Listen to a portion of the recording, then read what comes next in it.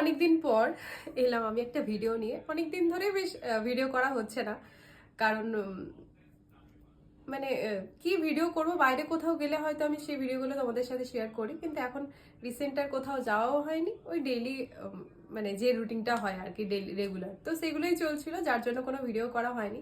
কিন্তু আজকে আমি একটা খুব ভালো টপিক পেয়েছি তোমাদের সাথে শেয়ার করার জন্য, যেটা হচ্ছে আমার একজন অফিস কালিগ, মানে সে আমার বান্ধবীও, মানে একটা ভালো বান্ধবীও বলতে পারো। ও থাকে হচ্ছে পুরুলিয়াতে, মানে ও আমাদের পুরুলিয়া ব্রাঞ্চের মেয়ে। তো ও বেশ কিছুদিন আগে আমাকে ফোন করেছিল যে অনিমা, তোমার জন্য আমি একটা গিফট পাঠাবো, অ্যাডভান্স বার্থডে গিফট, যেহেতু বার্থডে আমার আসছে আপকামিং।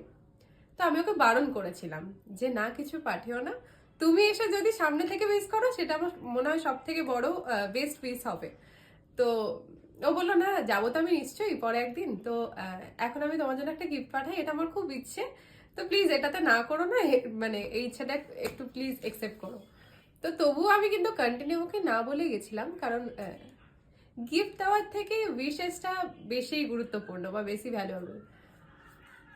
তো যাই হোক, আমি কালকে অফিস থেকে যখন বাড়ি ফিরে গেছি, আমাদের যিনি ড্রাইভার দাদা আছেন, তো ও দাদা আমাকে কল করেছিল যে অনিমা, আপনার জন্য, ম্যাডাম আপনার জন্য একটা পার্সেল আছে, তো গিফট পাঠিয়েছে, তো তুমি ওটা কোথায় রাখবো। হ্যাঁ বললাম, আমার কে পাঠিয়েছে? বললো রুনি।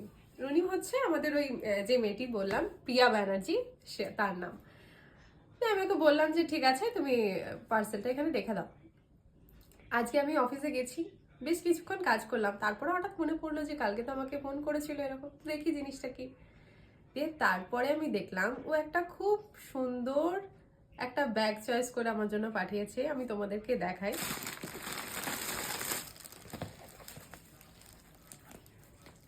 তো এই হচ্ছে ব্যাগটা, এটা তো ভালো লেগেইছে, সাথে আরেকটা আমাকে ছোট্ট একটা লেখা নিজে লিখে পাঠিয়েছে, যেটা আমার আরো বেশি ভালো লেগেছে, যেটা হচ্ছে লেখা রয়েছে, এটা একটা লেখা,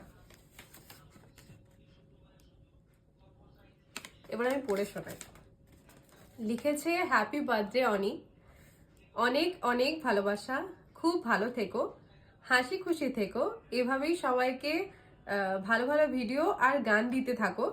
জন্মদিনে কি আর দেব তোমায় উপহার, বাংলায় নাও ভালোবাসা, হিন্দিতে নাও প্যার, advance happy birthday from Rooney.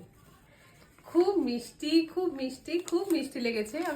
আমি মানে অফিসে ঢুকে এটা পুরোটা, আমি ব্যাগটা অলরেডি দেখেছি, ওকে ফটো তুলে পাঠিয়ে থ্যাংক ইউ বলেছি। আর লেটারটা আমি পড়লাম, আমাদের সব মানে আমাদের কেবিনটা সবাই পড়েছে, সবার খুব ভালো লেগেছে লেখাটা, সত্যি ভীষণ ভালো লেগেছে। তবে হ্যাঁ, যেটা বললাম, তুমি যদি এটা না পাঠিয়ে আমাকে উইশ করতে, সেটা আমার আরো বেশি ভালো লাগতো, শুধু উইশটাও আমার কাছে অনেকটা। তো তবুও থ্যাংক ইউ সো মাচ। আর হ্যাঁ, তুমি যেটা রিকোয়েস্ট করেছো ভিডিওটা, ব্যাগটা নিয়ে একটা ভিডিও বানানোর জন্য, আমি নিশ্চয়ই সেটাও শেয়ার করব। কোথাও না মানে রিসেন্ট যেখানেই যাব, এই ব্যাগটা আমি সাথে করে নিয়ে যাব, তোমার দেওয়া গিফট বলে কথা রুনি, নিয়ে যাব নিশ্চয়ই।